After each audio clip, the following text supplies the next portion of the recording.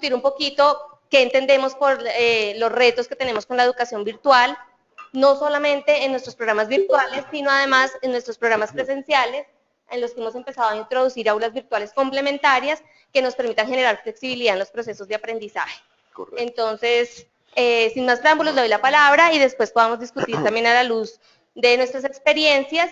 Conectados está el coordinador del programa de Ingeniería Informática Virtual y profesores también, tanto presenciales como virtuales, que también compartirán con nosotros.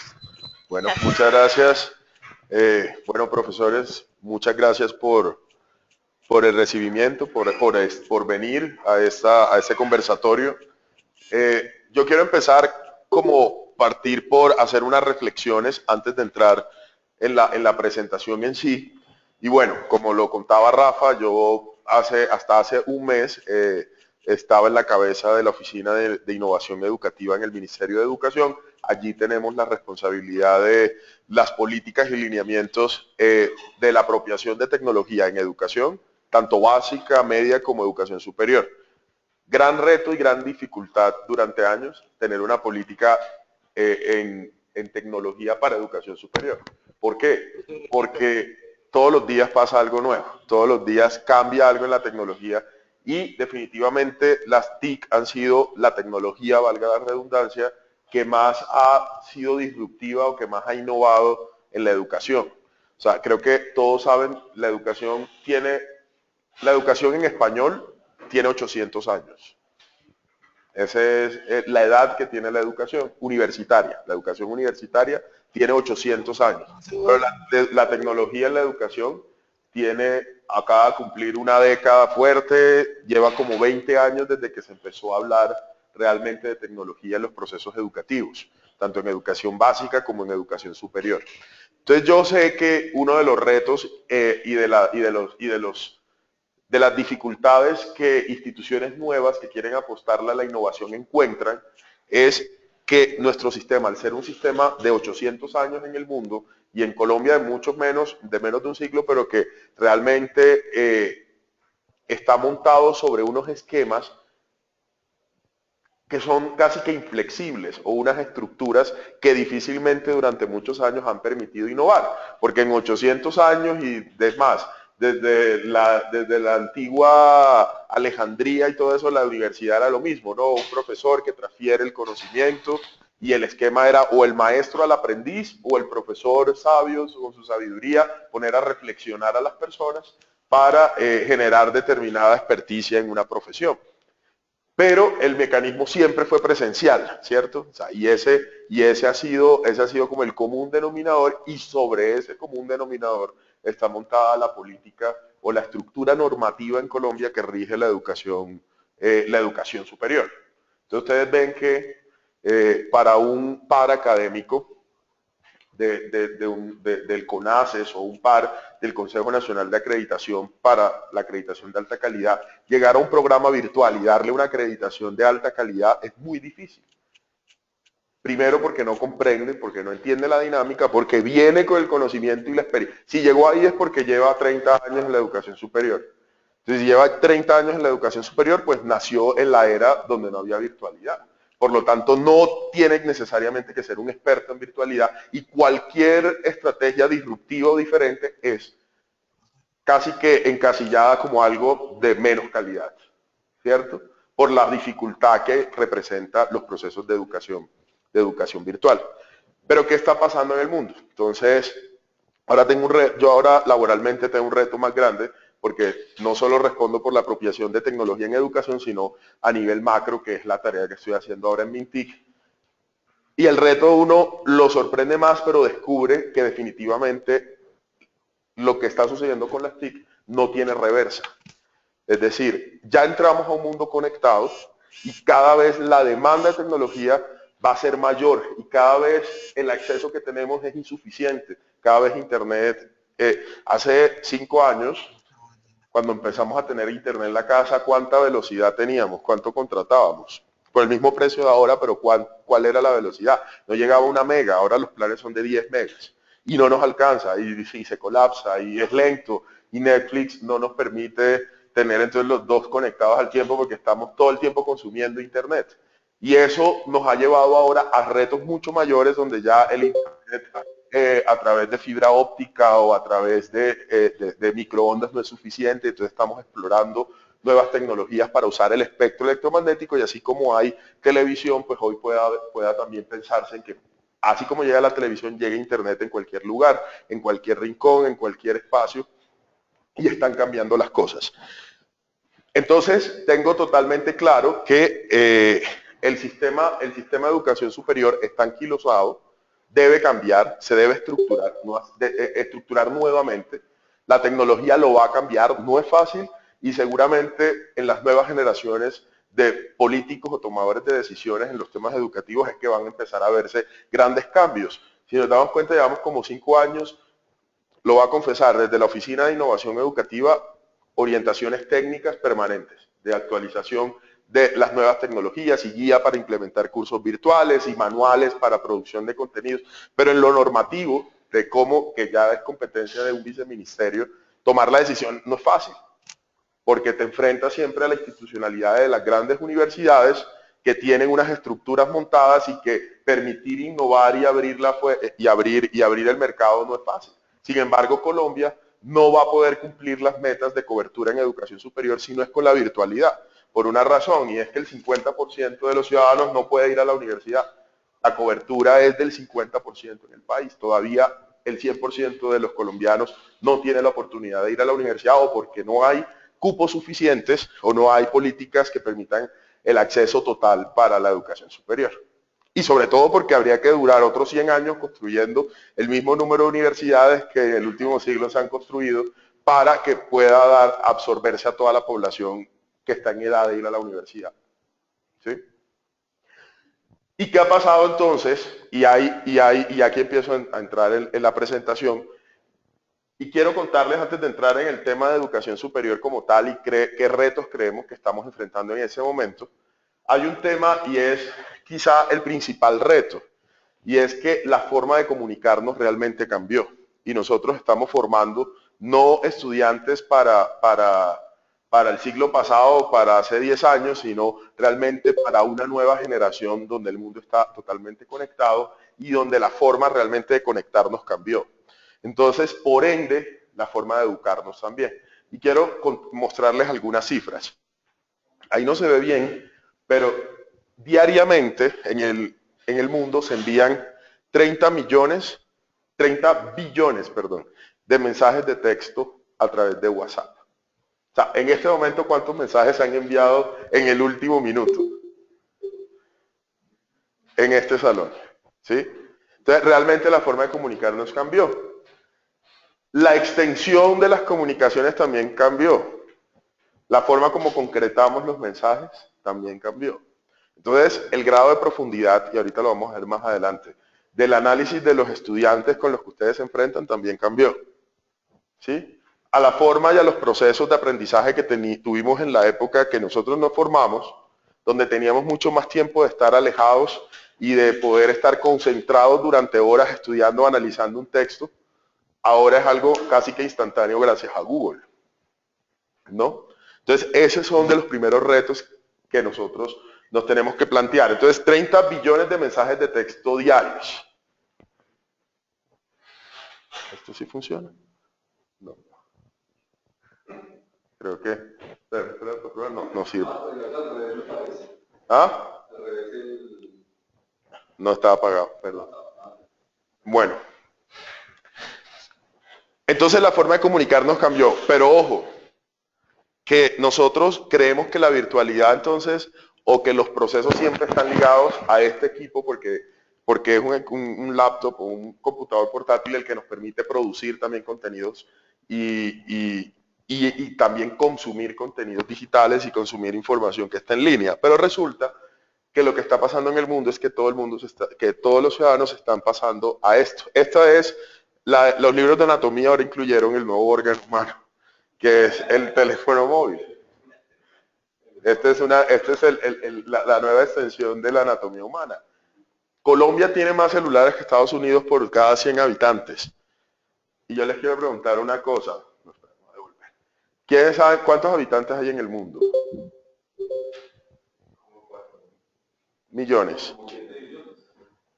7.000 millones, 7.200 billones en inglés, 7.200 millones de habitantes hay en el mundo. Y en el 2005 surgió algo muy interesante, y es que la brecha de ciudadanos versus teléfonos móviles empezó a abrirse. Hoy en día hay más teléfonos móviles que ciudadanos en el mundo. Y el 75% de esos 7.4 billones de celulares que hay, de teléfonos móviles, son smartphones. Es decir, son teléfonos inteligentes. Más del 75%. Es decir, solo un 25% es un teléfono que no tiene acceso a internet. Entonces, esto empieza a poner unas situaciones de la realidad actual, de la forma de comunicarnos, y van a ver cómo de la forma de educarnos. Aquí vamos todavía por contexto. Y miren la brecha cómo a 2020 empieza a abrirse. En casi 1 billón más.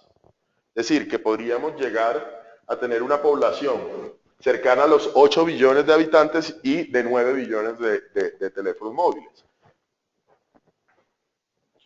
Y miren lo que está pasando con las comunicaciones, que también afecta la forma de comunicarnos y por ende de aprender también y de educarnos.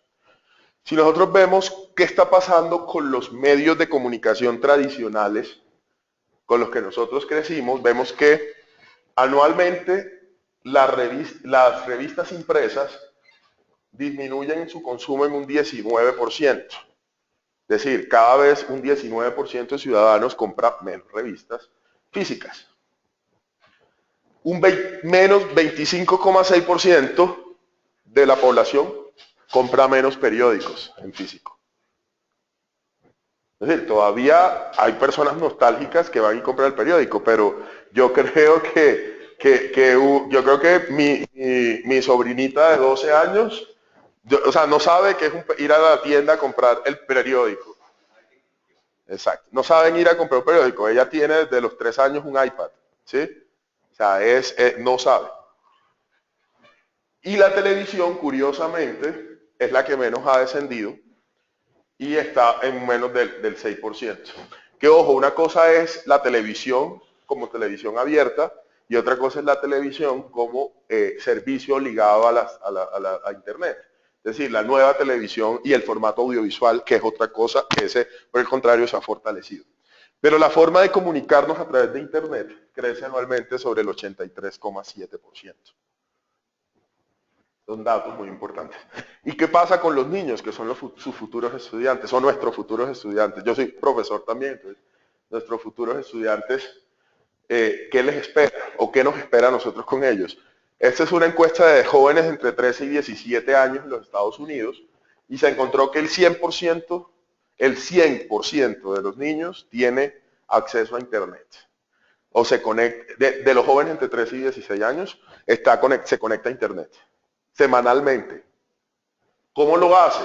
Entonces, de vez en cuando el 2%, una vez a la semana el 1%, varias veces a la semana el 5%, por lo menos una vez al día el 12%, y está conectado todo el día el 56%, está muchas veces conectado durante el día el 56% y está siempre conectado el 24%. ¿Esto qué quiere decir?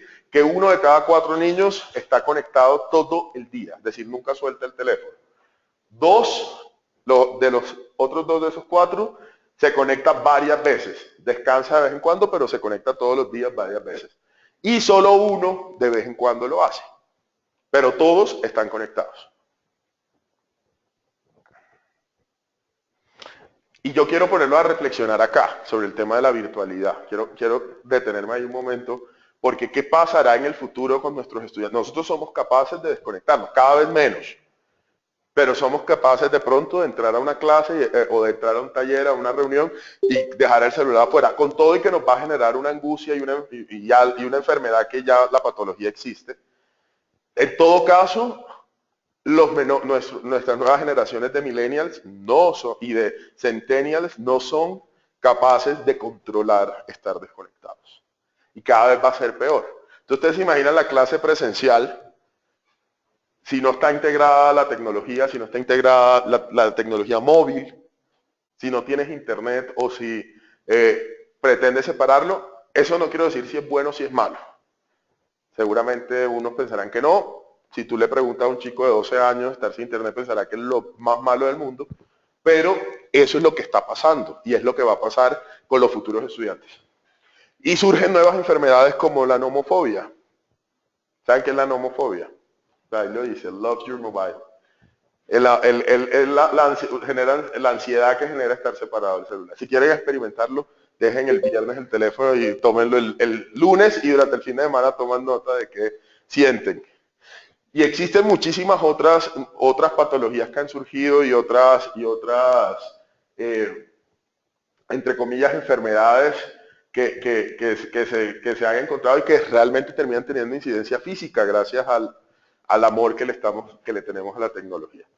Y en el tema de educación empiezan, y yo aquí quiero, esta diapositiva, son algunas plataformas muy conocidas por todos, la M de Moodle, bueno, Edmodo, bueno, varias plataformas que empezaron a crearse hace unos 10 años, que empezaron a fortalecerse y que empezaron además a encontrar, empezaron a encontrar mercado dentro de la educación porque era algo nuevo, era algo novedoso.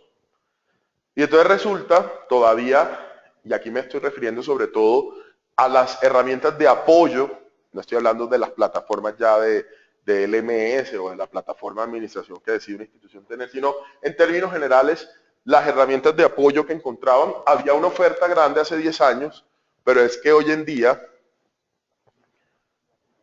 cada vez es más y cada vez son más las herramientas que encontramos gratis, con contenido abierto, que ya no nos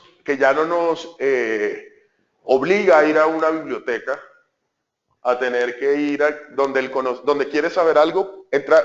O sea, yo todo esto lo resumiría, en el centro debería poner uno que diga Google. O sea, hoy en día tú buscas en Google todo. Es más, si no sabes qué plataforma es, entras a Google y preguntas, ¿qué plataforma me sirve para? ¿Cierto?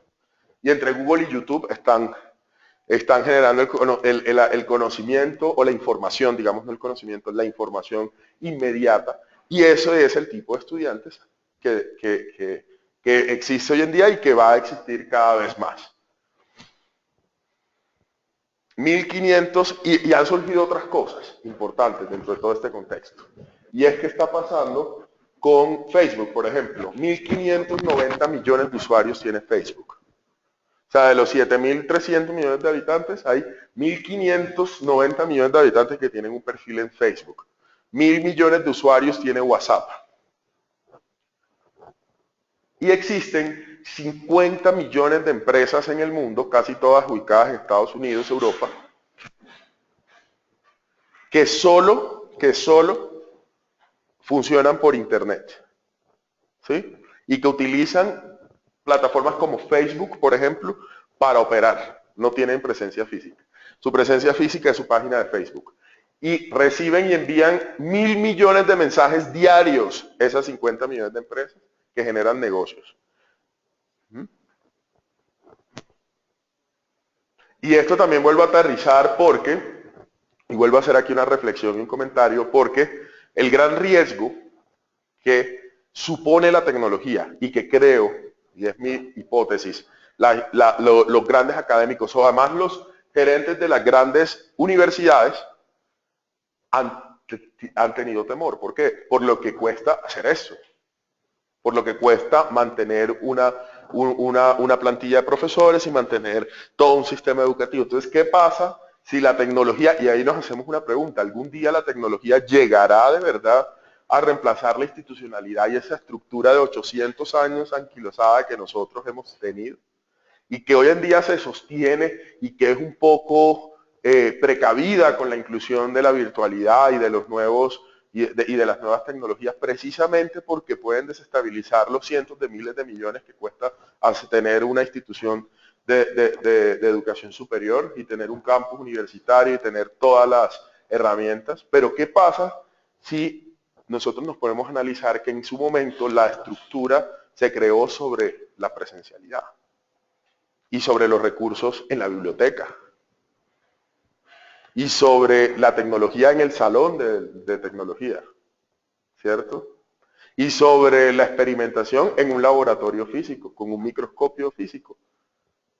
Pero tú te pones a pensar y dices, joder, yo tengo unos amigos que tú sabes quiénes son de Pereira, tienen una empresa y hacen, y tienen los laboratorios, llevan los laboratorios al colegio en una tableta y aprendes lo mismo en un simulador.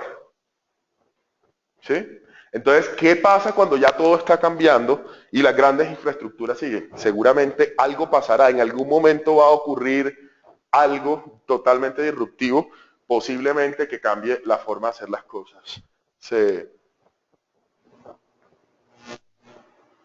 la forma de aprender también cambió. O sea, cuando les dije la forma de comunicarnos cambió, y hay cifras que lo demuestran que en la última década la forma de aprender también cambió, que la forma de comunicarnos cambió, por ende la forma de aprender también cambió. En educación básica, y en eso no me voy a detener para concentrarnos en lo superior, pues realmente la tecnología se ha usado casi siempre como una herramienta de apoyo, y como herramienta de apoyo se han encontrado fórmulas para mejorar en pruebas saber, por ejemplo, con un adecuado uso de la tecnología, pero ojo, que si la tecnología no se usa bien en el esquema actual, y me voy a tener en el esquema actual de una prueba saber de un chico de 11, si la tecnología no se usa bien con contenido digital pertinente, con una práctica de aula de un docente pertinente, los resultados son totalmente opuestos. Es decir, el 80% de los niños considera en esta prueba CESAC 2014 que la tecnología es muy buena, pero que prefiere usarla para ocio y entretenimiento. Lo que pasa es que ese es el inicio, porque por ahí lo enganchas. Llega el momento en que no vas a tener otra forma tampoco de estudiar, entonces eso va a hacer que estos estudios empiecen a perder vigencia, aunque son los últimos estudios en temas en temas de impacto de la tecnología en la educación. ¿Qué pasa con la infraestructura? También algo está pasando y también el mundo está cambiando en este tema. Y una cosa era la infraestructura tecnológica y de conectividad del país hace 10 años, y otra cosa muy distinta es hoy, y otra cosa muy distinta va a ser en los próximos 10 años. Cuando Internet de las cosas empiece a funcionar, cuando el espectro esté libre, cuando cualquiera... El espectro, algo que está pasando mundialmente, que va a permitir que nos podamos conectar en cualquier momento y en cualquier lugar del mundo, es que hasta ahora el espectro electromagnético y radioeléctrico es un bien público que se licita, que está en el monopolio del Estado y que tú pagas una concesión por su uso. El movimiento en el mundo es que empiece a liberarse y que exista libre uso del espectro, y hay tecnologías que van a potenciar eso. ¿Para qué? Para que todo esté conectado. Ese es el famoso Internet de las cosas. Y entonces en ese camino el mundo ha evolucionado. Internet ha llegado a las escuelas, los computadores han llegado a las escuelas, se está en Colombia probando en Aguadas, Caldas, Guajira y Catatumbo conectividad a través del espectro de televisión. Perdón, que creo que quiero saltarme, disculpen. Estamos en confianza pero hubo unas que tenía que borrar. ¿Recuerdan que tenía 116 diapositivas? Entonces hay unas que me salto para lo que...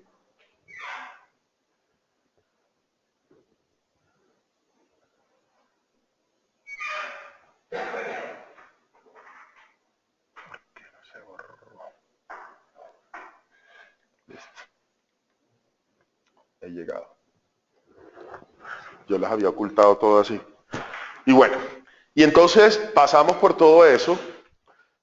Algo importante que está pasando es que la conectividad o el que la fibra óptica llegue a 1075 municipios del país, casi a la totalidad de municipios, faltando todavía retos de última milla para que en todas las regiones haya efectivamente internet, pero todo este tema de redes Wi-Fi, de las zonas Wi-Fi y de llevar internet, realmente internet va a llegar un momento, y esa es como la principal conclusión en los temas de infraestructura, que va a estar disponible en cualquier lugar. Colombia ha sido difícil para poder conectar, realmente el único país en Latinoamérica que ha logrado una conectividad total y efectiva para el usuario ha sido Uruguay, pero Uruguay tiene 2 millones de habitantes, es plano, tiene una sola empresa de telecomunicaciones y es estatal, entonces obviamente lograr conectar un país como Uruguay ha sido una tarea fácil.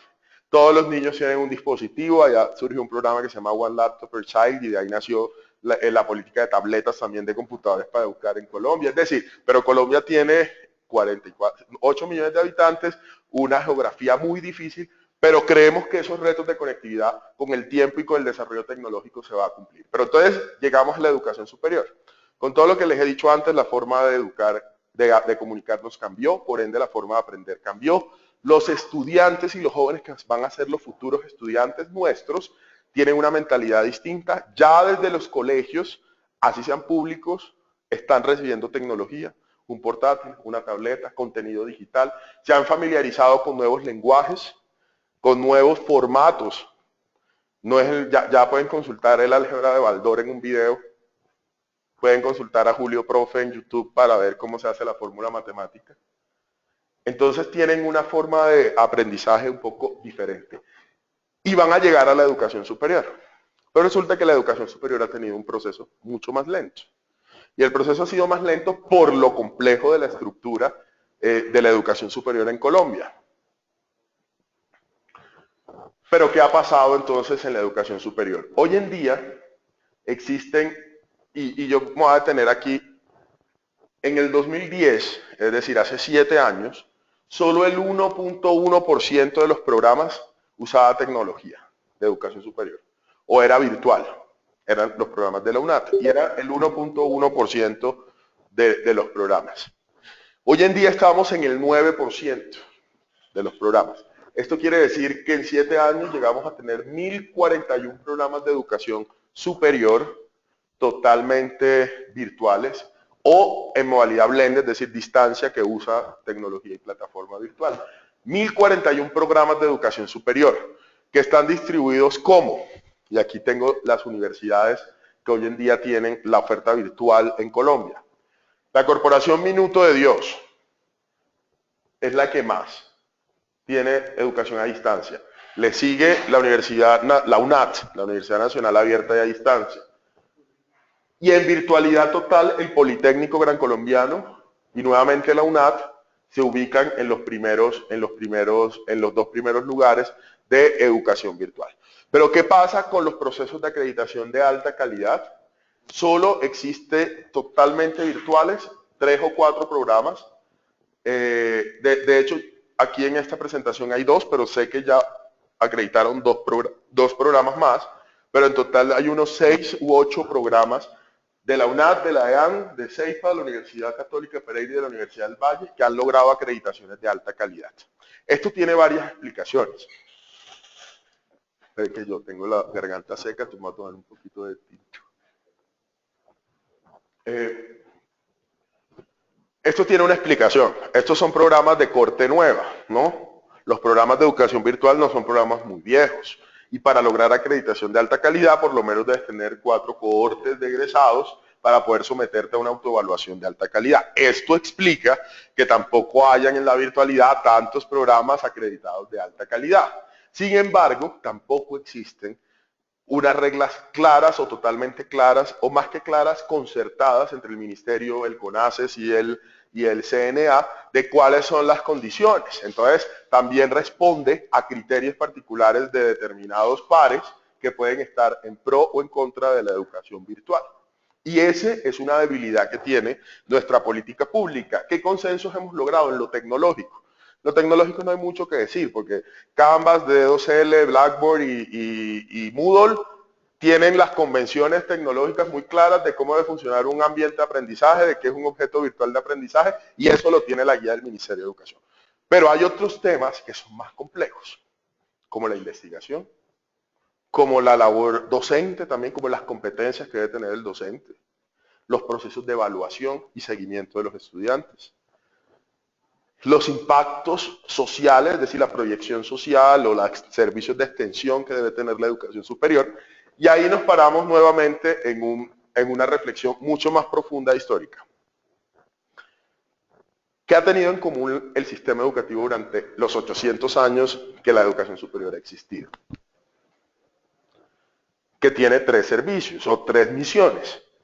La academia, ¿para qué? Para que el conocimiento se transmita de generación en generación. La investigación, para descubrir nuevos conocimientos o para crear nuevas tecnologías.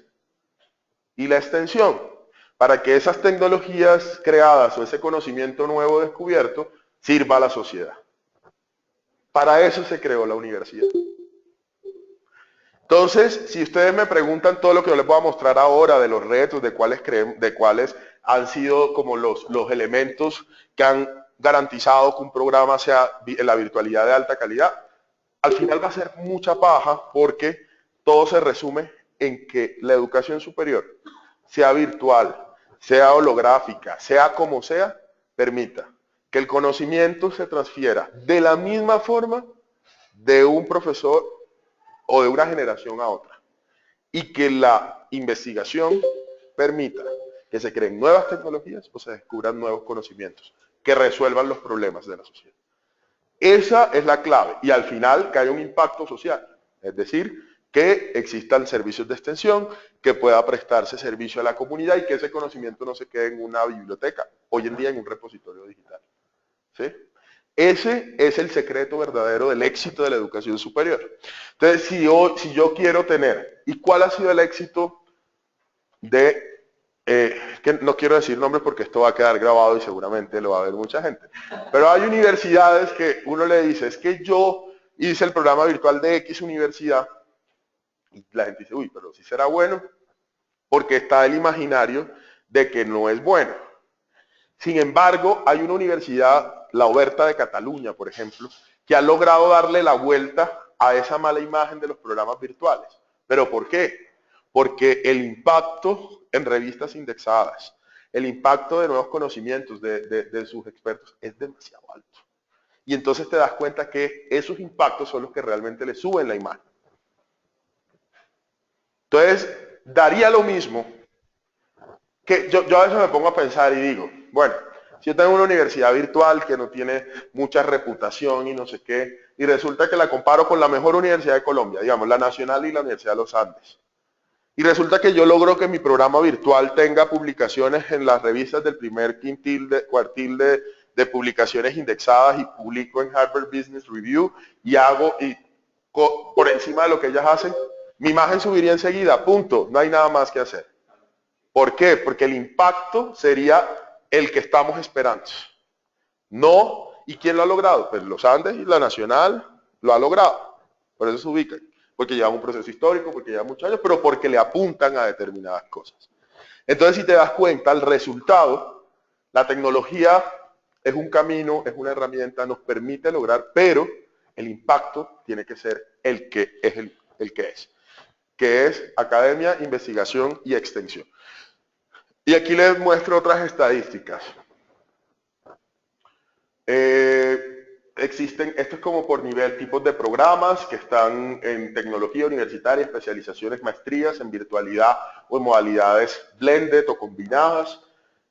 Por tipo de institución, las universidades son las que más tienen programas en virtualidad. Los programas de economía, administración, contaduría y afines son los que más están virtualizados. Entonces eso supone también un reto para las otras carreras. Y aquí empiezan a surgir unas preguntas maravillosas. Y es, bueno, tú le siguen ingeniería, arquitectura, urbanismo y afines. Tú ves por acá, hay 15 programas en ciencias de la salud, 7 virtuales y 15 en distancia tradicional. Y ahí tú dices, uy, espera. ¿Cómo así que yo voy a tener medicina virtualizada? Eso no quiere decir que sea medicina, esos son programas de posgrado generalmente en temas de gerencia de la salud o en temas de medicinas alternativas. Exacto. Principalmente, exactamente. O sea, no es... Sí, exactamente. Pero uno se pregunta, ¿qué pasaría si se nos ocurre tener un programa totalmente virtual en medicina? Pero sí empiezan a jugar otros elementos aquí, y son las regulaciones que tiene el ministerio para obtener registros de calidad y sobre todo, digamos, en esta área... No escuchamos la pregunta. ¿Quién dijo eso? Gabriel. Dale, Gabriel, te estamos escuchando. No, que no escucha la pregunta. No escuchamos la pregunta que está no, bueno, yo Andrea. la repito, yo te la repito. No, aquí la Perfecto, discusión está... ¿Aló? Bueno, retomo. Aquí la discusión está en en las regulaciones, y cuando hablamos de regulaciones volvemos al marco normativo estructural que tenemos y que implica no solo el ministerio, sino todo lo que se ha concertado con ACES, con las otras instituciones, etcétera, y las de la reglamentación en salud, ¿sí? Y en protección social, y te lo llevo a las licenciaturas, que ahí sí el ministerio ha puesto, y esto fue una discusión muy fuerte, donde se permitió de manera clara la virtualidad, pero ojo, con práctica de aula real. Entonces, hay muchos retos de definiciones, que es lo que quiero decir, porque lo cierto es que no hay nada claro y no hay unos consensos totales sobre la virtualización de todas las carreras, ¿sí? Sobre todo porque ahí entra el reto en ver efectivamente se está transmitiendo el conocimiento como se debería construir. La práctica de un profesional que estudió virtual va a ser igual si lo comparo y si le hago las pruebas versus alguien que lo tuvo presencial. Si tienes práctica de aula, si eres un docente, vas a tener las mismas competencias. Si no las tienes, vas a poder tener esa práctica totalmente virtualizada. Entonces, esos son los retos. A mí me dijeron, abre un conversatorio, entonces aquí todos van a conversar ahora y a poner su punto de vista. Pero les estoy planteando cuáles son los retos versus las estadísticas que están sucediendo hoy en el país, señor.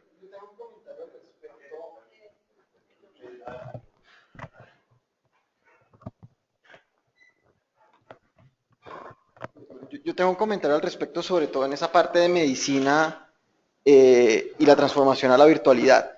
Y hay una cosa aquí que está apareciendo y va a ser muy fuerte, y es que con el Internet de las cosas empiezan a aparecer una serie de dispositivos que son de telemedicina, donde ya el médico, por ejemplo, la cirugía la puede hacer un robot, que está en otra parte, el médico lo opera. Ya hay dispositivos conectados, por ejemplo, hay una serie de dispositivos emergentes, por ejemplo, los marcapasos nuevos vienen con un emisor Wi-Fi. Entonces, ¿qué hace? El doctor opera, instala el marcapasos nuevo y en su celular tiene una aplicación que le está reportando cada cierto tiempo en qué estado está su paciente, si está teniendo, por ejemplo, arritmias, si tiene problemas, si tiene una emergencia, el mismo marcapasos, si está conectado a una red Wi-Fi, hace inmediatamente una llamada de emergencia y le llega una alerta al médico. Entonces, ¿qué pasa? La tecnología va a generar también procesos de transformación en esos procesos educativos, y a la larga, por ejemplo, para telemedicina van a tener que aparecer programas de formación que son virtuales, porque los dispositivos son virtuales, para que los docentes puedan formarse, porque no van a poder formarse presencialmente para manejar dispositivos que funcionan de manera virtual.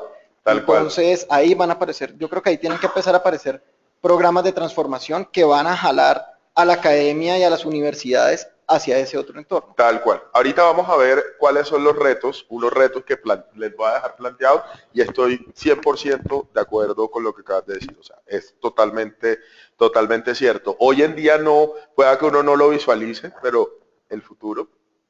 Lo que yo les decía, esto es lo más disruptivo que hay, las TIC y la Internet ha cambiado totalmente las cosas.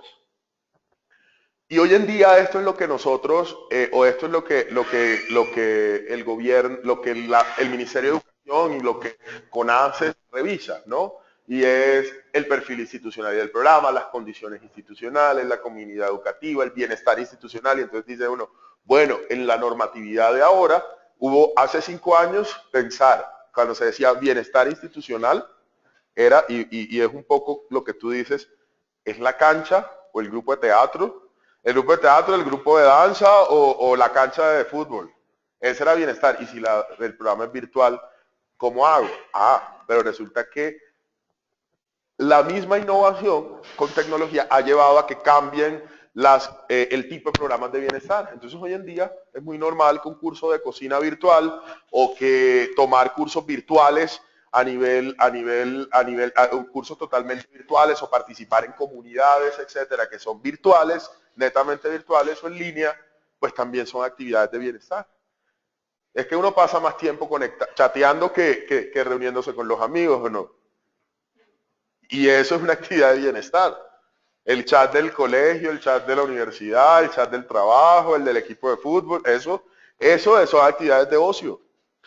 Y hace parte también del bienestar. Entonces, se ha replanteado también la forma de pensar el bienestar a través de la virtualidad. Y me voy al tema de internacionalización, saltándome el pedagógico.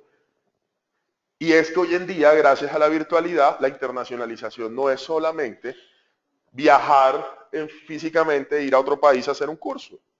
porque resulta que ya existe una oferta académica y de certificaciones de otras universidades en el mundo que son totalmente virtuales. Entonces yo puedo estudiar virtual, yo puedo estar en este momento en Malasia, matriculado en un programa de educación virtual en Colombia y viendo cursos de extensión en Estados Unidos. Y eso me lo debe permitir siempre que se dé. Pues en este momento esta es la estructura de los entornos o de las condiciones que se revisan para la acreditación de programas o para el registro calificado de programas. Pero hay un tema que yo he resaltado aquí en un color distinto, que es realmente la esencia. Y esto, aunque yo me adelanté, este era el momento en que debía decirlo, y es que realmente lo importante son los procesos pedagógicos o los procesos misionales, las funciones misionales de la universidad. Es lo primero que yo tengo que garantizar. Todo lo demás es accesorio, la internacionalización, el bienestar, eso es accesorio.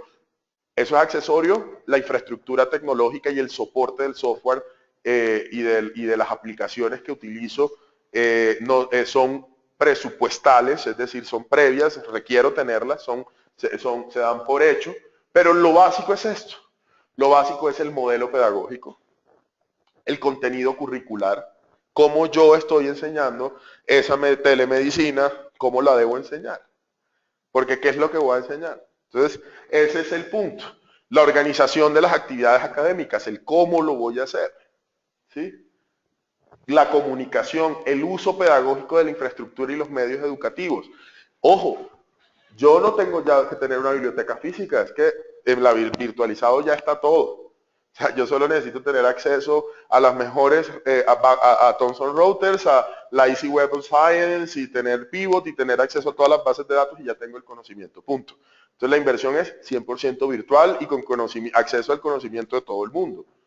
Pero, obviamente, cuando yo evalúo, es más, hoy en día las universidades presenciales tienen más valor si tienen todas estas redes a que tengan una biblioteca vieja con libros del 82. O sea, eso ya no es real, no tendría que ser realmente lo más valorado en una evaluación de una universidad presencial, por ejemplo, con programas presenciales.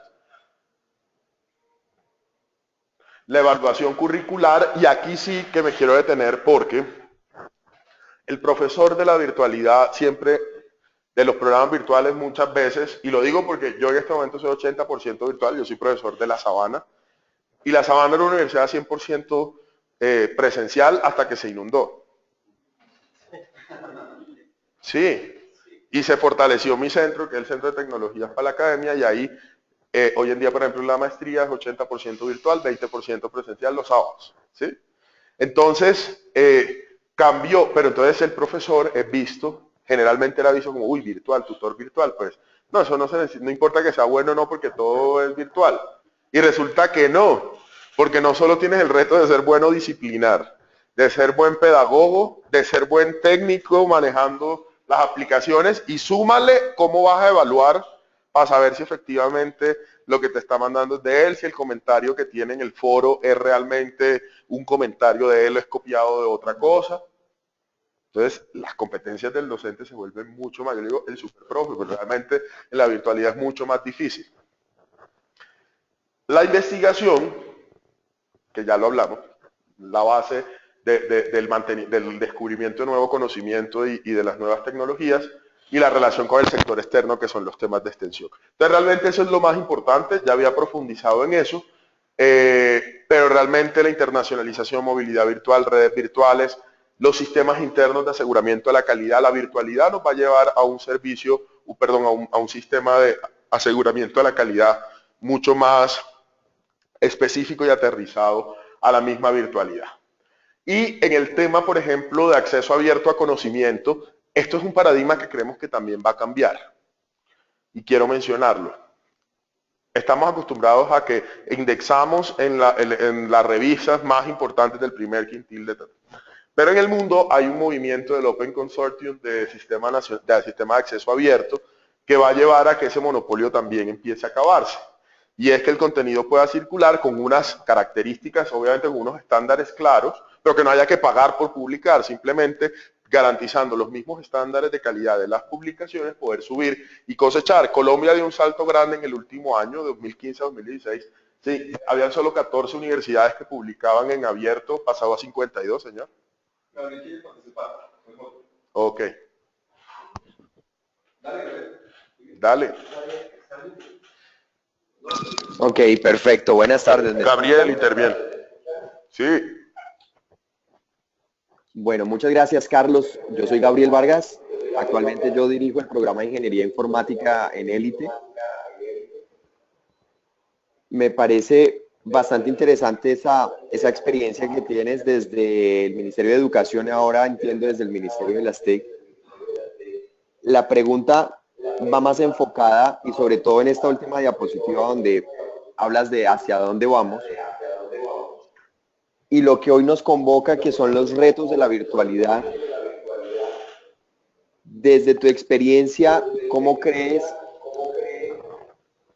que hoy el Ministerio de Educación debe también ajustar y adaptar algunas de sus políticas a las realidades que nosotros hoy vivimos en virtualidad y que las vivimos en el día a día, ¿sí? Y que todavía, y hablando un poco con algunos funcionarios del Ministerio de Educación, se están diseñando políticas netamente para educación virtual desde la educación básica, primaria y secundaria, ¿sí? Y sin hablar pues en adelante hacia la educación superior. Bueno, estamos totalmente de acuerdo en que el Ministerio ha fortalecido mucho la política y la implementación de las políticas de virtualidad y de uso de tecnología en la educación básica y media, por una razón, y es que el Ministerio de Educación tiene el control directo de los colegios y de la institución de educación básica. Es decir, por eso hay un paro de 300.000 maestros, porque es un solo empleador que es el Ministerio de Educación. Punto. Entonces ahí para todo, ¿no? Entonces eso realmente es la razón. Puedes implementar y puedes llegar. Con las universidades es muy distinto. Y el Ministerio ha hecho ingentes esfuerzos para lograr un consenso y sacar política. Es dificilísimo. Y creo que el Ministerio va tarde o temprano que tener que darse la pela y lo ha hecho poco a poco, pero no con la misma fuerza. ¿Por qué? Porque la autonomía universitaria no permite que tú implementes políticas de manera impositiva y sobre todo si la calidad de los programas es evaluada por el mismo sector o por el mismo sistema. Entonces, cuando la sala de CONACYT está conformada por representantes de todas las instituciones de educación superior, el Consejo Nacional de Acreditación lo propio, el Ministerio ha hecho programas como PlanSTIC para que las universidades planifiquen, ha llevado que junto con MINTIC para que Renata exista, para que haya una red de académica que se consume solo el 20% porque los estudiantes prefieren la comercial. Es decir, ha hecho todos los esfuerzos en la medida de que la autonomía universitaria se lo permite. Sin embargo, tiene que existir también cambio de mentalidad en la estructura también de funcionarios del ministerio como de las instituciones de educación superior. Yo creo que es cuestión de tiempo. Ha sido más lento el proceso, ha sido más difícil la implementación. Creo que el ministerio sabe que tiene que hacerlo, ha ido tomando poco a poco. Cuando yo estuve hasta hace poco al frente, esto ha sido trabajo, investigación de año a año, diagnóstico por diagnóstico, encuentros, charlas, conferencias, pero a la hora de aterrizar a una circular, a una directriz, a un lineamiento, es un poco más difícil porque es un sector difícil, porque hay un ASCUM, porque hay un CESU, porque hay un SUE, porque hay una institucionalidad donde participan las cabezas de todas las instituciones de educación superior que al final impulsan o frenan cualquier política. Esa es la realidad del tema de la educación superior versus los colegios con el que único que hay que negociar es con FECODE. Sí.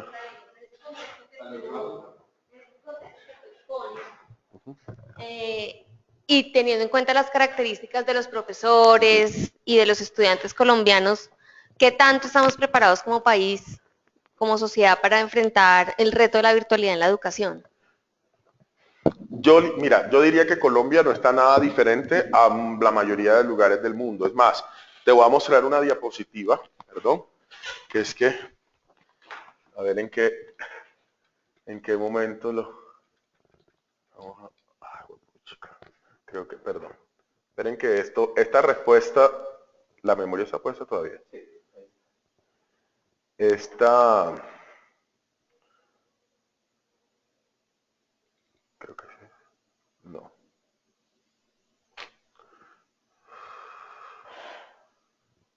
Les quiero mostrar una diapositiva que es diciente de lo que realmente está pasando y es la que compara con los países. Pero, perdón, no encuentro. Pensé que la había... Aquí está.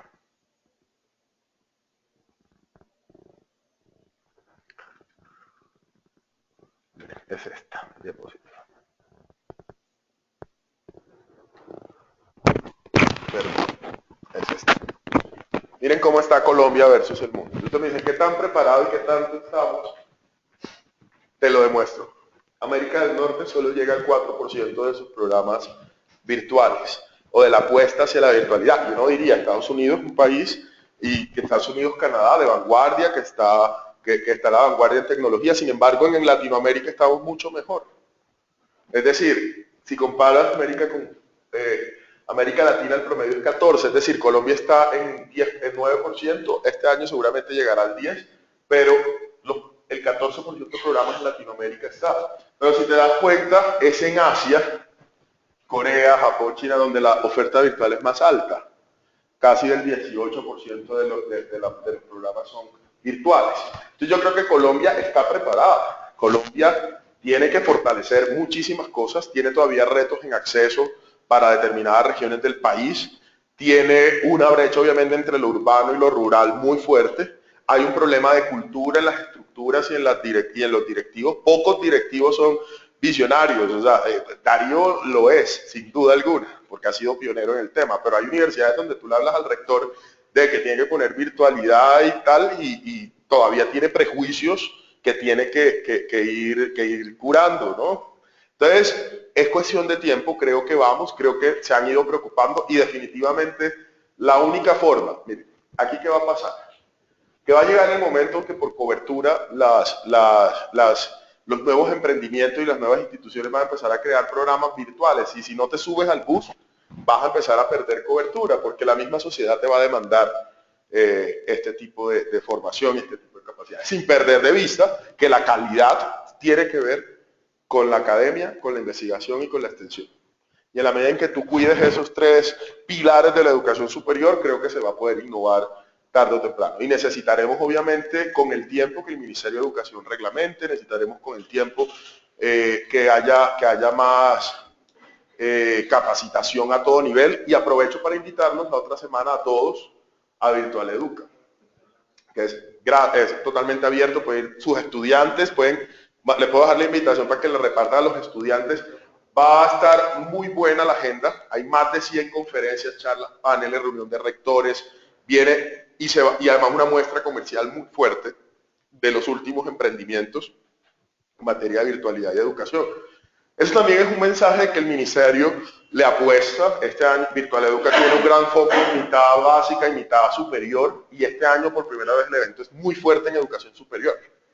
Y va a haber muchas universidades participando. Entonces yo creo que sí está en este momento, sí está vigente el tema, sí está está sobre la mesa la necesidad de tomar decisiones de política pública en el tema de virtualidad en educación superior, y simplemente es llegar a consenso sobre cómo hacerlo y cómo garantizar que sea bueno.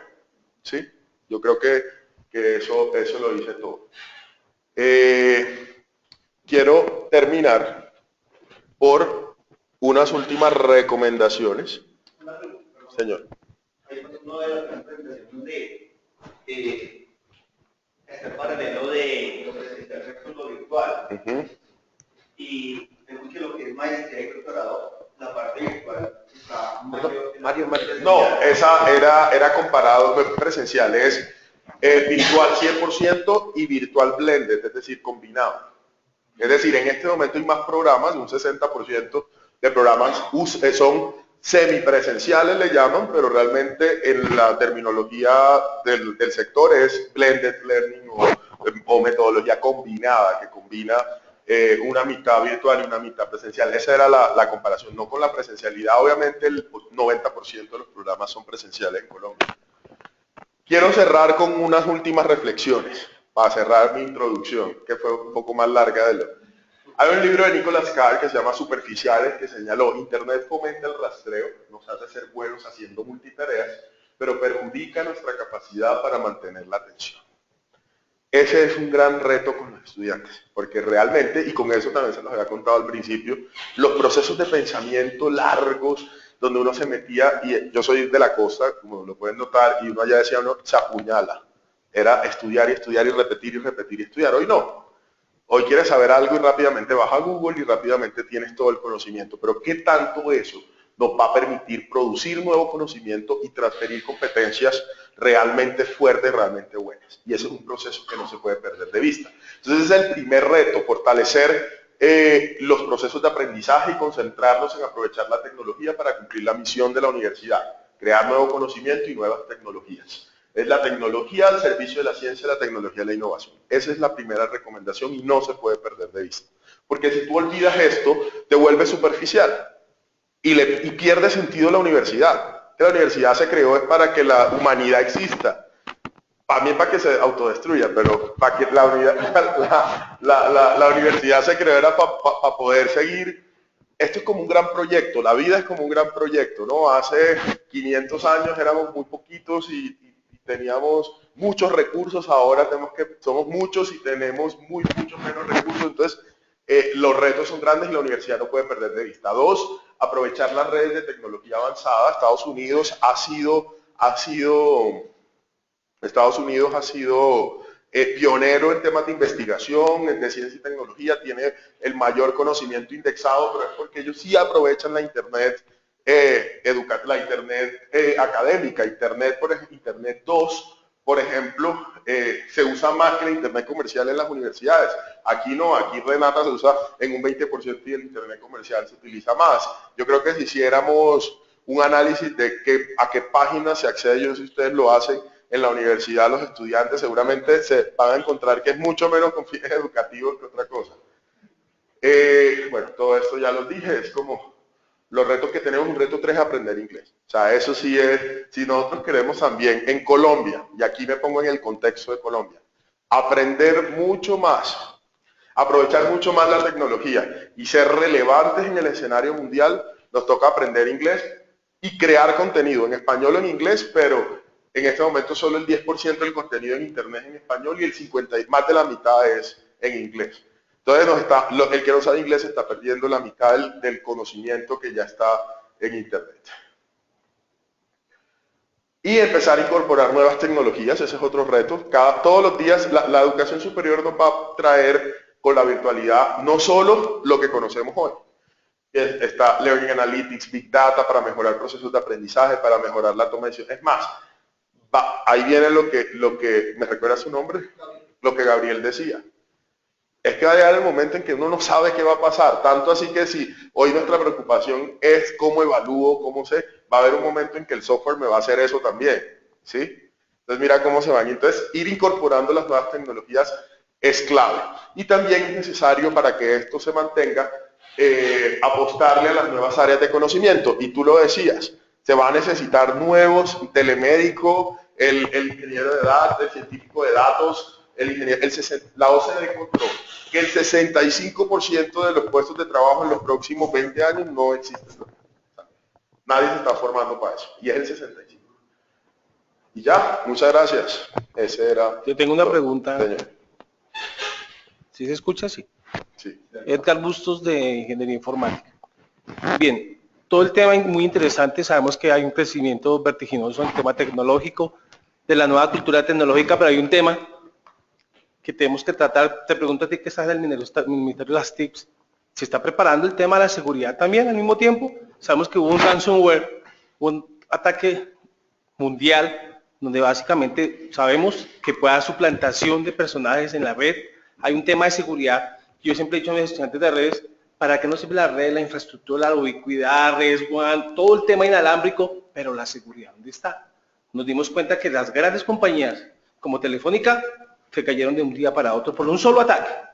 el ministerio se está preparando, porque es que eso es inevitable, ¿no? Que ese crecimiento viene, pero ¿estamos preparados para ese cambio en Colombia? Mira, la pregunta puede ser de dos formas. Si estamos preparados y si nos estamos preparando. Estamos preparados hasta cierto punto. No nos estamos preparando para lo que aún no conocemos. Te pongo un ejemplo. En temas de seguridad,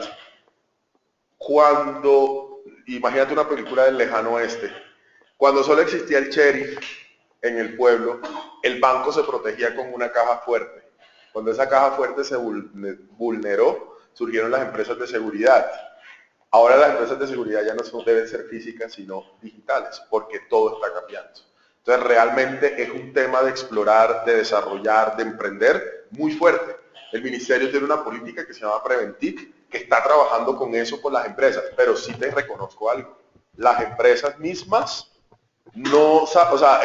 se están sorprendiendo de que realmente hay que esforzarse más por el tema de protección de la seguridad que lo que se había. Y yo estoy seguro que hace 10 años, lo de hoy, tú dirías, o sea, tener tanta protección, eso va a limitar la innovación, eso va a limitar. Y mira que ahora se vuelve una necesidad. Entonces yo creo que eso es un proceso permanente.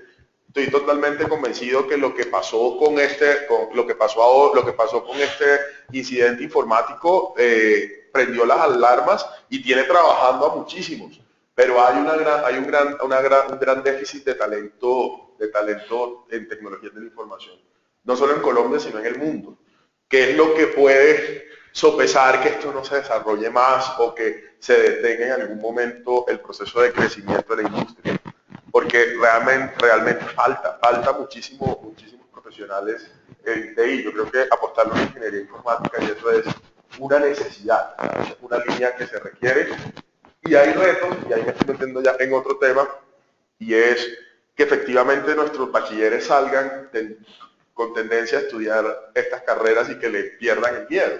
Porque realmente los miedos a estudiar ingenierías y ingenierías que requieren mucha matemática es por la experiencia en el colegio, ¿no? En la educación básica, que realmente no es muy fuerte y genera demasiado temor.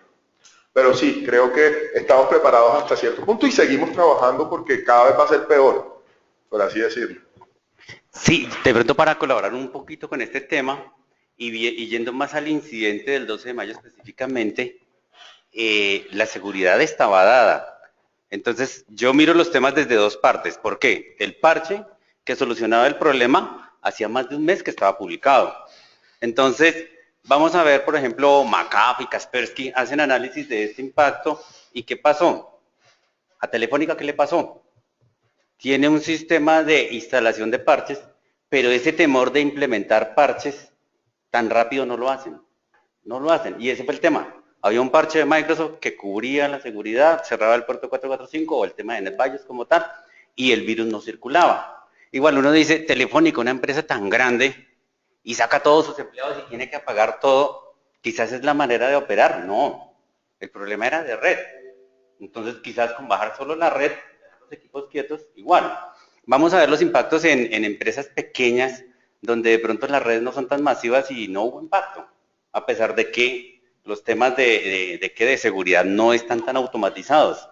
Hoy hay mucha empresa que tiene todos esos sistemas automatizados, pero esa cultura de dejar para lo último, de no acelerar esos temas, entonces un WannaCry nos va a llegar. Eso es como cuando uno está pequeñito y la mamá le dice que estudie, hasta que no le pegue. Aquí también está pasando lo mismo.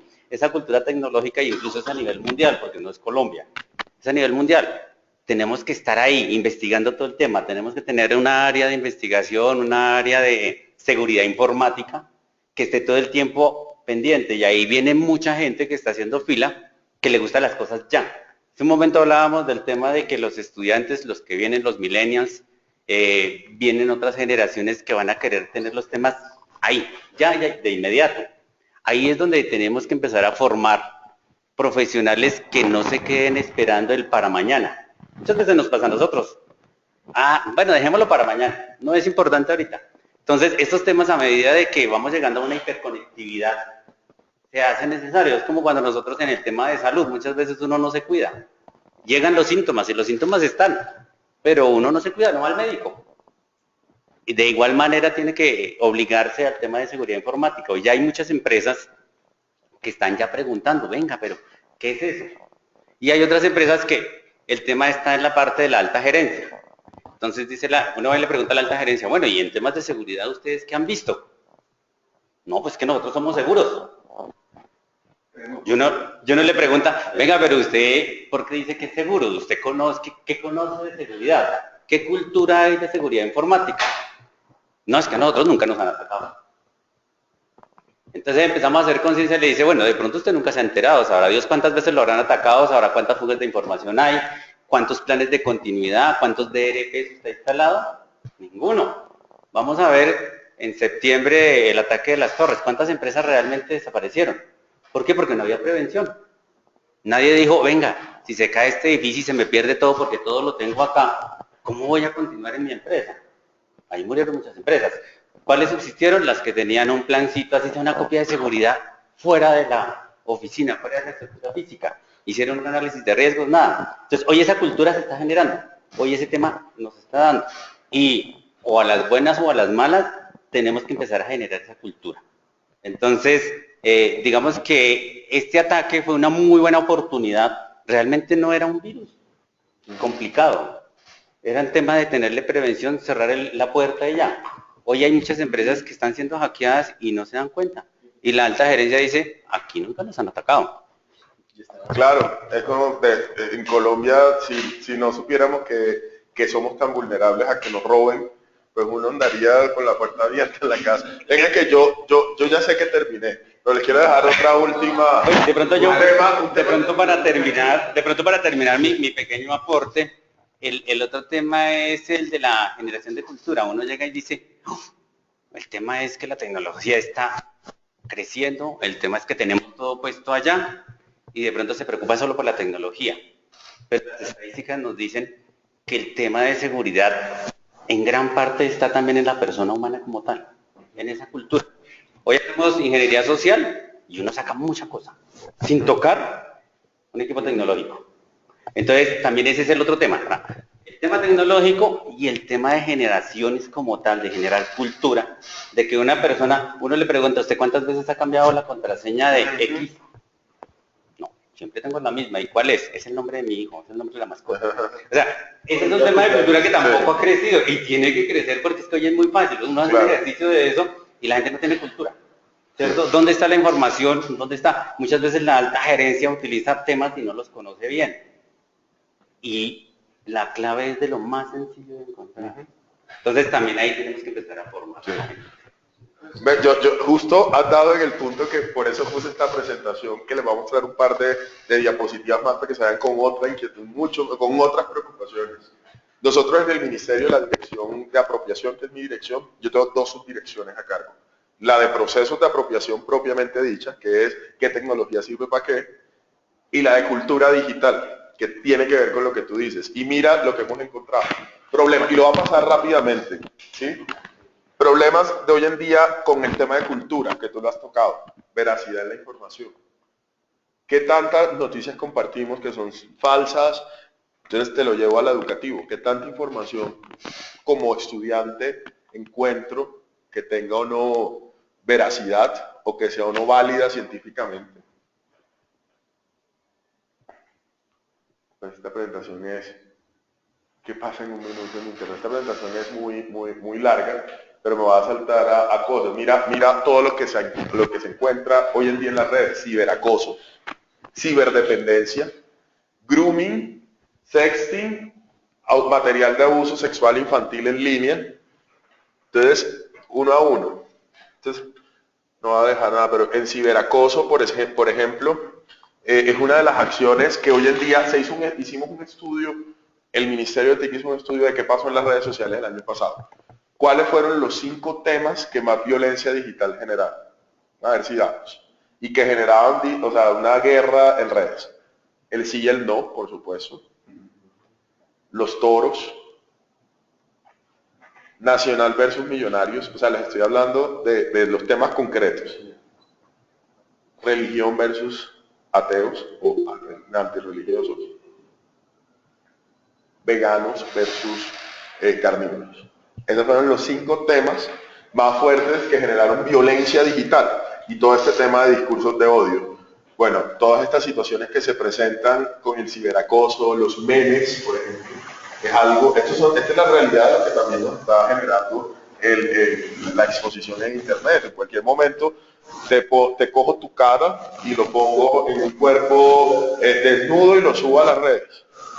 Y así no seas tú, así sea evidente que no eres tú. Te estoy acabando la vida, te estoy buleando totalmente. Y esos son de los... Y uno dice, ¿te parece gracioso, por ejemplo? Entonces, ¿en qué se diferencia un chiste de un insulto? O sea, en las redes. Es un tema muy, muy, muy complejo de la realidad que está pasando en las redes. Bueno, existen obviamente medidas de seguridad, bloquear, es decir, denunciar. Yo creo que estas son medidas que... Esta es una charla que es nada más, o sea, que está totalmente dirigida al tema de cultura digital. Pero quería como simplemente mencionar y mostrar algunos ejemplos. Hola. Ciberdependencia, miedo a estar desconectado de las TIC, la persona llega al extremo de dejar de lado funciones vitales como comer o dormir. Y miren esto. Miren este dato, 5 de cada 10 colombianos, el 50% de los colombianos reduce sus horas de sueño por estar conectado a internet. Esto es encuesta de apropiación 2015. El podding, cuando estás en reuniones y estás conectado a tu teléfono versus la persona está... O lo peor es cuando los dos están ignorándose, ¿no? 5 de cada... ¿Ah? Este es el tema que también, ¿cómo mitigar este tema? Porque estamos dando tecnología, pero lo que tú decías también en la presentación anterior, con esto uno se distrae. Total. Ahí estás perdiendo lo que te están dando presencial o de manera virtual. ¿Cómo atacar eso? ¿Cómo medirlo? O sea, riesgos hay bastantes. Yo creo que es el equilibrio, ¿no? O sea, el equilibrio de tener estos dos temas. En el Ministerio de TIC, y no quiero que sonar institucional, pero realmente es cierto, o sea, entre más se fortalecen los productos de apropiación propiamente dicha, los de cultura tienen que potenciarse, porque si no generas el equilibrio, o sea, pueden surgir todas estas cosas. El 5 de cada 10 colombianos chatea mientras están conectados con amigos. ¿Saben qué es la textofrenia? Ustedes esto lo han vivido con seguridad. Sentir tensión y confusión al creer que reciben mensajes o notificaciones sin que realmente suceda. Como cuando te dice tu jefe, te voy a mandar un mensaje. O sea, eso es lo peor. Te voy a mandar no sé qué en el transcurso de la tarde. Toda la tarde estás en una reunión, espérate que me van a mandar un mensaje, espérate que me van a escribir. Bueno, esas son las cosas que esto está sucediendo. Grooming, bueno, grooming ya estos son temas más con menores. Mire, ¿cómo controlas tú la personalidad en la web? ¿Cómo sabes tú que tú eres tú? ¿O cómo sé yo que estoy chateando contigo y que eres tú? Si tienes una foto tuya y pueda que sea otra persona. Incluso en la propaganda que salía de la policía, en comercios de televisión, y en que estaban, o sea, le colocaban cita a la persona y la persona no lo creía. Incluso le decían que no lo creía. No, es que sí existe. En esa propaganda el tema se nota claramente. Y se han hecho experimentos sociales. Sí. Muchos experimentos sociales. En YouTube encuentro de eso. Y es increíble, es increíble. Pero todo esto hay que saberlo, porque esto es lo que ha generado también, es la otra cara de la moneda. Y es con lo que nos tenemos que enfrentar. Y si como docentes en la virtualidad no somos conscientes de esto, o sea, esto hay que tenerlo, hay que hacer conciencia de este tema. No te regaló 2 tickets, eso era pura ingeniería social. Y pon aquí estos datos, pon los datos de la tarjeta de crédito y la gente feliz poniendo datos y hubo un montón de gente escapada por duplicidad de la tarjeta. Y jamás se hubieran imaginado, uno empieza por cosas tan sencillas como cuál era la URL. No era info, te regalamos 2 tickets. Es el tema de cultura que la gente no sabe que mira, entran a un banco y ni siquiera miran la barra verde, en la HTTPS, el saber si estoy ya entrando allá, porque muchas veces por correo electrónico le mandan la URL y la gente pica. Y mira, por lo menos mire que allá arriba, claro que también los navegadores en muchas ocasiones están escondiendo en esos temas, también es un tema de igualitar. Si la persona que nos da una transacción bancaria, verifique por lo menos que digite usted mismo la URL, que por lo menos allá, la barrita verde, que diga HTTPS, son cosas que mucha gente no sabe. Y entra y no hay. Bien, el tiempo se nos está acabando, sabemos que es muy amplio. Quiero darle la palabra a Gabriel, para que Rodrigo porfa le compartas pantalla, para que aprovechemos pues a Carlos estos momenticos también que nos quedan, discutamos muy centrado en educación, en nuestras aulas virtuales, mientras hacemos el paso de pantalla. Yo les quiero preguntar a ustedes, y pues obviamente a Carlos, como docente nos contabas en la Universidad de La Sabana, y a cada uno de nosotros hacernos la pregunta, ¿qué es lo que funciona en los procesos de aprendizaje en un aula virtual para que realmente ocurra el vínculo con el conocimiento, se genere desarrollo personal y profesional? Como, ¿qué te funciona en palabras concretas? Para darle el paso a Gabriel. Si tú Bueno, a mí, allá abajo se oye, ¿cierto?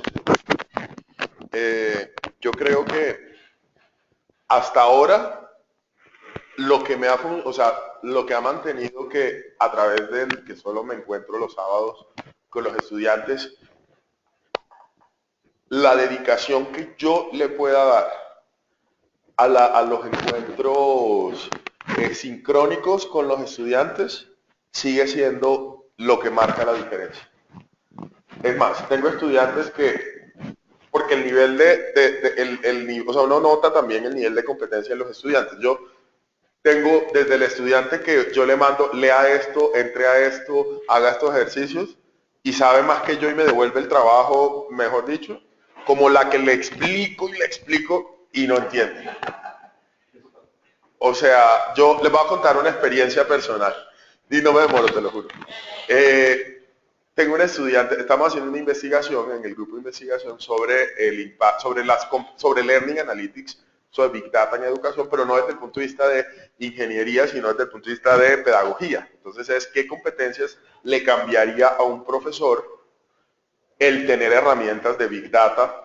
Y la idea es que vamos a experimentar con Watson, con experiencias de Microsoft, y a poner a los profesores a usarlo para ver qué diferencia hay con las competencias que hasta ahora se supone la norma, los estándares dicen que tienen, de comunicación, de no sé qué. Entonces, ese es el experimento.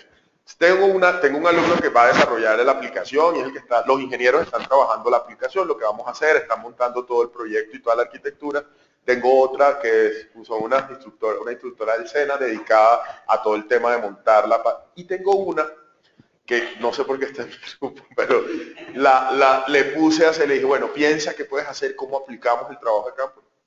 Y se le ocurrió que era hacer un curso sobre Big Data, enseñarle a la gente que era Big Data, siendo que no tiene nada que ver con el proyecto. Entonces tú te das cuenta que puedes tener todo el material, todos los objetos virtuales de aprendizaje, puedes tener todo, pero si el estudiante no tiene también la capacidad de interactuar con la virtualidad y de hacer buenos procesos, pues no va a ser fácil. Y si tú como profesor tampoco generas esas dinámicas, es más difícil. Yo creo que hay más trabajo a través de la plataforma virtual porque el profesor sigue siendo clave. O sea, yo, en mi experiencia, aún por más que tengo en la semana todos los recursos, todo lo que puedo tener, si no tengo encuentros sincrónicos, claro, me chateo, tengo un grupo WhatsApp con estudiantes, es decir, tengo todo, pero el encuentro y el aporte, el plus que le puedo dar yo como docente sigue siendo para mí clave dentro del todo, más allá de la plataforma o más allá de todo.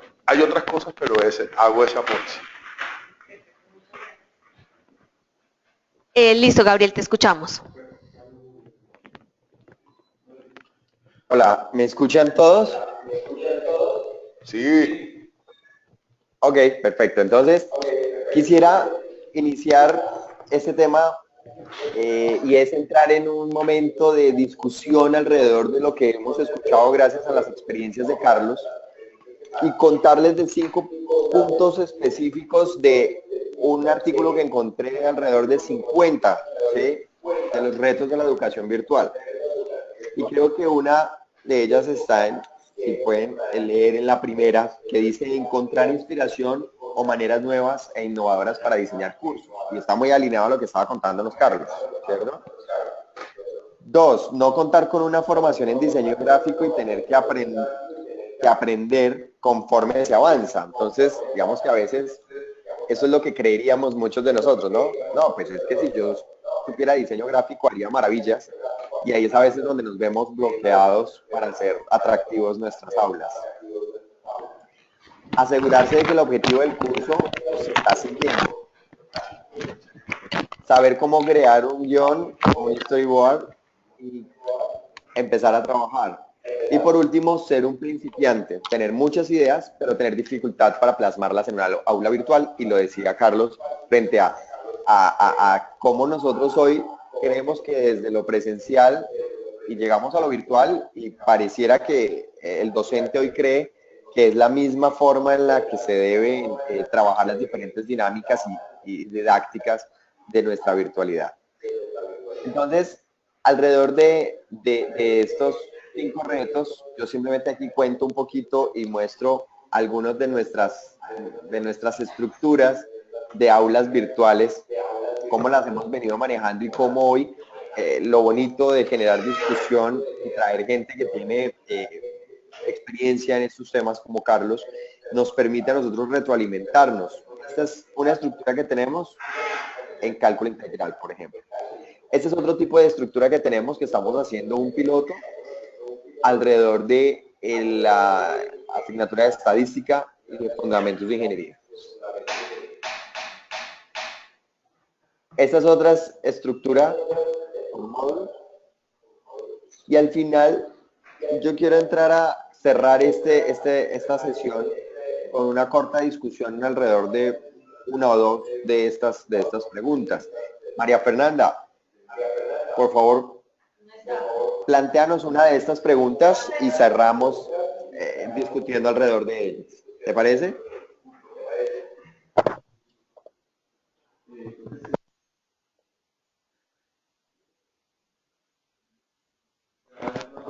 Gabriel, ya viene Mafe y espéranos un momento. Okay. No, está bien. Digamos que continuaría yo aquí. Hay un punto muy importante que es si lo vemos desde el punto de vista de una universidad, ¿sí? Y está alrededor de cómo disminuir la deserción académica propia del aprendizaje virtual. Y Carlos, que está muy metido en este tema, conocerá cuáles son los indicadores de deserción de la UNAD, de la Uniminuto, hasta el mismo SENA, ¿sí? Y son muy altos. Entonces, yo creo que ahora la pregunta que yo les hago es, ¿cuál es esa estrategia que nosotros deberíamos implementar alrededor de ello? Y sobre todo, que Carlos lo mencionaba, el estudiante muchas veces ni siquiera está preparado, ¿sí?, para afrontar un proceso de aprendizaje virtual. Me gustaría escuchar qué opinan al respecto. Hola, ¿me siguen? Sí, acá te estamos siguiendo. Digamos que la idea no es que yo las conteste, sino que todos revisáramos el tema y las personas que están virtualmente también nos planteemos estas preguntas. Yo creería que por cuestiones de tiempo... Eso, lo que yo estaba planteando era que eligieras, tal vez por cuestiones de tiempo, una pregunta para que entre todas interactuáramos alrededor de ella y la contestáramos. Sí, les propongo que este más bien sea el abrebocas de una discusión posterior. Lo podemos también hacer a través de un foro, porque pues ya nos pasamos un poquito también del tiempo, entonces siendo respetuosos con eso y con la programación que viene, propongo que ese sea el abrebocas para un próximo momento. Teníamos algunas participaciones de los docentes de virtualidad, pero definitivamente también quedan para una próxima sesión. Entonces, si les parece, Gabriel, entonces con esto y con estas preguntas terminaríamos y nos comprometemos a hacer un foro para seguir discutiendo. Perfecto, me parece, porque estos son temas que dan para mucho más tiempo. Exacto. Entonces, pues no queda más que agradecerles a los invitados, a los profesores que se conectaron y a quienes pudieron asistir, para que esta sea una invitación a fortalecer nuestros ambientes virtuales de aprendizaje y obviamente nuestras competencias como profesores en el acompañamiento a los procesos de aprendizaje y de formación, que ahora tenemos el reto en el ámbito también virtual. Muchas gracias a todos. Muchas gracias a todos los que nos acompañaron virtualmente.